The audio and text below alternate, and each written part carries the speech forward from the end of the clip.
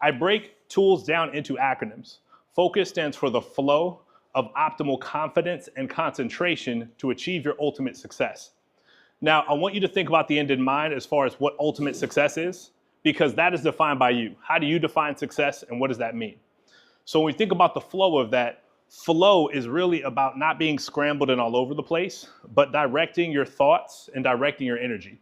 This way, you're going to line up tasks, activities, actions, and you're going to flow them in one direction.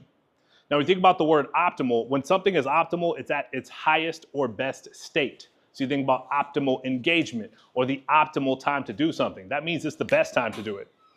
So when we think about our concentration, when we use the word concentration, sometimes we hear the term laser focus. That's because concentration is often linear. You're going to take something, again, we're flowing our thoughts, we're becoming more efficient, more effective with how we think, and we're going to flow it in one direction.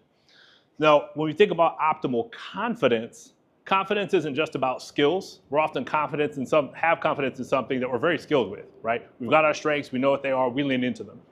But confidence is also about belief. So when you believe in something, you have greater confidence in it, whether you're familiar with it or not, whether you know it or not. And so that last piece of that ultimate success, we're going to take all those pieces and bring them together when we put together your coaching program. How are we flowing the tasks, activities, actions that you need? How are we creating the optimal level of concentration that you need, clearing out your space, making sure you have the right ability to focus? How are we building your confidence so you have the belief in yourself to achieve that ultimate success? And we take the time to define that for you. What does that mean to you, whether that's personal, whether that's career, whether that's something you're trying to achieve that's intangible? We define that, we bring it together. Now, the next thing I want to discuss with you is mindset. A lot of us have good mindsets, but when I've talked to people, a lot of times they say, what does mindset actually mean? Or how do I change it or even get one? So I define mindset as the mentality to take the initiative towards a new determination that shifts your execution today. So mentality is about your attitude. You've all heard the term, if you change your attitude, you can change your life. And that's because when you change the way you see something, you're also able to change your mentality or attitude behind it, and you're able to change how you interact with it.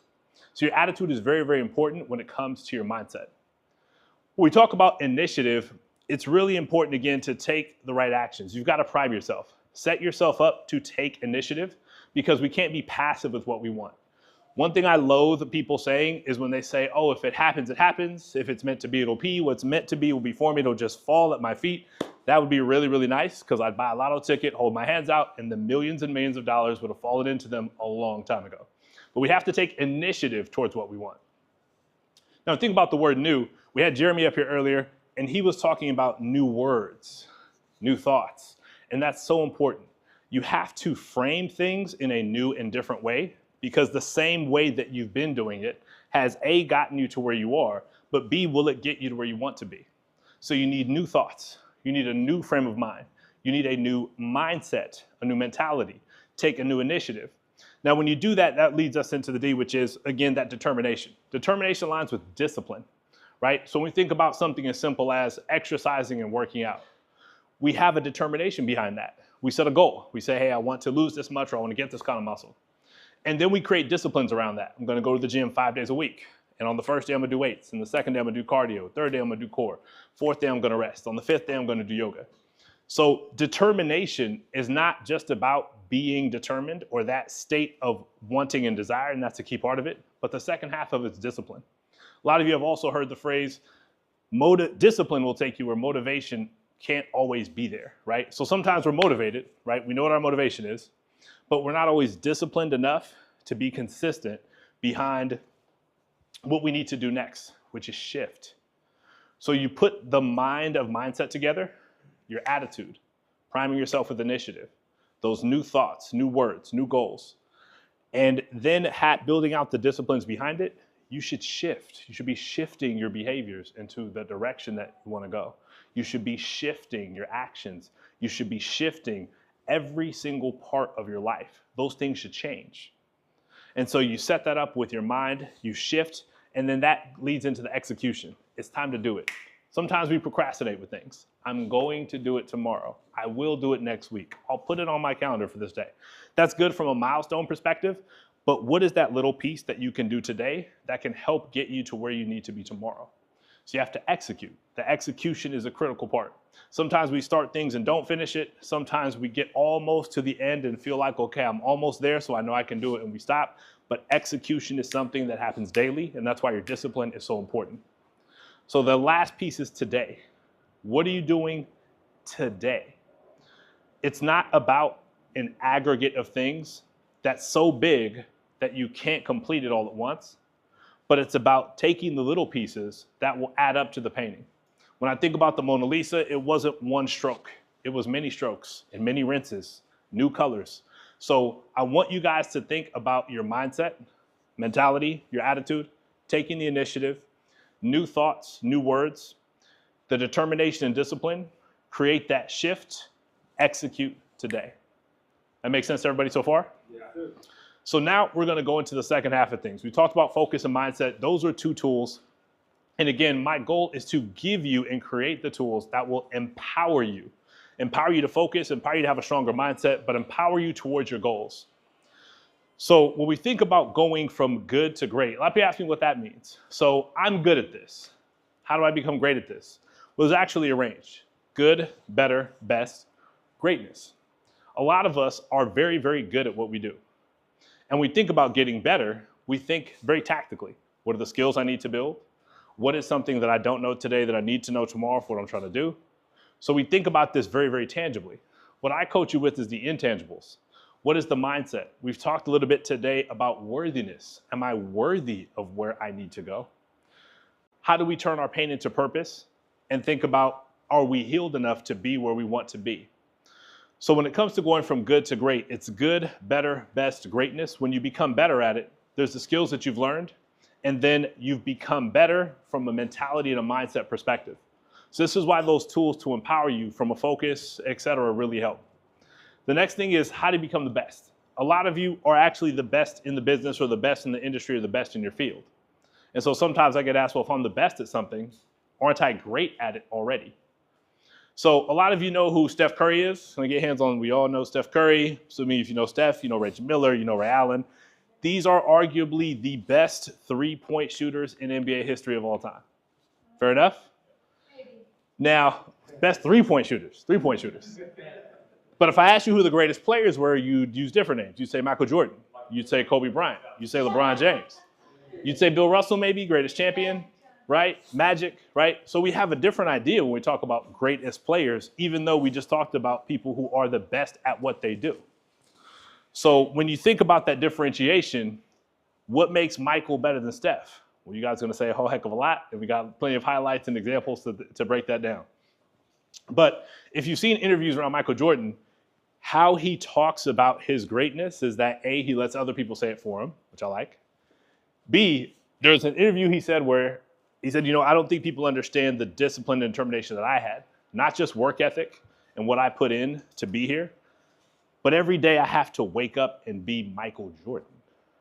And people define that themselves as this greatness. And so I make sure that I'm achieving my own level of great, but I understand that people see me in greatness, and I have to make sure I embody and encompass that. Kobe adopted some of those behaviors and principles around him playing, whether or not he was injured sometimes, because that family that got there, that one game, that may have been the hardest thing they could have done. Or maybe a great thing that they did together was save that money and bring their family out to see me play. So I'm gonna make sure I play if I can. Now I share that with you guys to say, wherever you are on that journey or in that space, whether you're good at what you do and you're becoming better, whether you've gotten better already and you wanna be the best, whether you wanna go from best to greatness, I'm going to be that person that helps you get there. The last thing I want to share is something I learned from Natasha Graziano. I met her earlier this year in March. She's a powerhouse of a person. I felt so inspired. She's got like this great, incredible energy. She has a book called Be It Before You Become It. So I'm giving credit where it's due. This is Natasha Graziano's words and concept. But when I got the chance to speak to her one-on-one, I said, hey, a lot of us know about positive thinking already, positive affirmations already, manifestations, et cetera. Those aren't foreign concepts.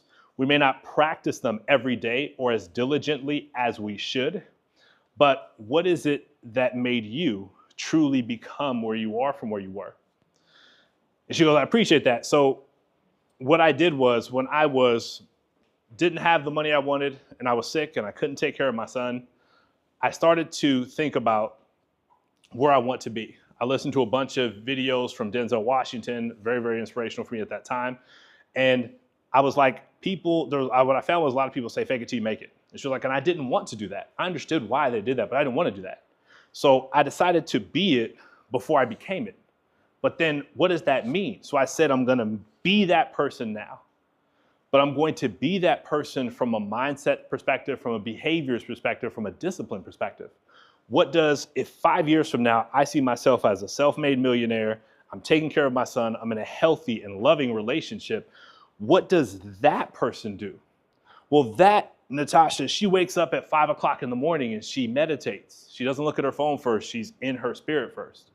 What she does is she exercises every single day and she understands what she consumes and is putting in her body physically. She understands what she's consuming by reading and seeing on the news. So I'm going to make sure that what I put into my spirit and my soul is better. It's the millionaire version of me that I'm going to be today. And then when I thought about I was going to be this today and then what am I becoming, I thought about 10 years in advance of that. And I said, okay, in 5 years, I'm self-made millionaire, I'm happy, I'm healthy, I'm in a good loving relationship, I'm taking care of my son, and I'm impacting people. But then 10 years from now, I would have done that already. So what is the impact that I would have had on people at this point? What are the impact of the lives that I'm changing, the legacy I'm creating for my children at that point? So I started to journal about me 10 years from now, reflecting back on what the 5 years ago me version did and the accomplishments that that person had. And that was very, very profound to me because it was a really different way to manifest, a really different way to think positively, but a really different way to embody what you truly want to become.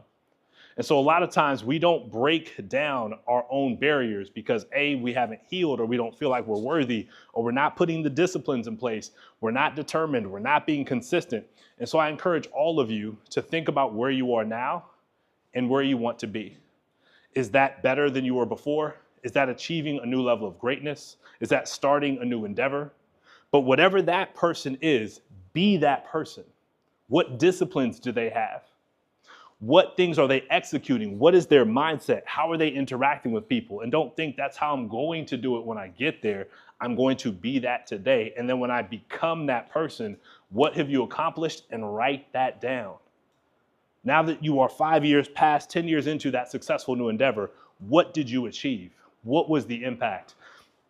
Having a conversation earlier today with Brandon Heights, and we talked about legacy is not just what you leave behind.